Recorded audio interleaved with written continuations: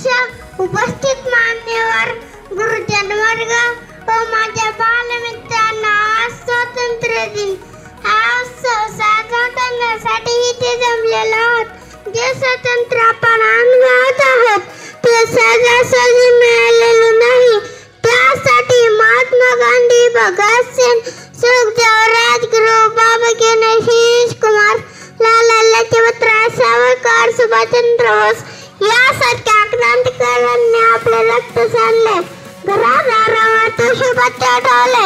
आपल्या देशातील जनतेला इंग्रजांच्या जोखडातून मुक्त केले. आपण स्वतंत्र भारतात राहतो.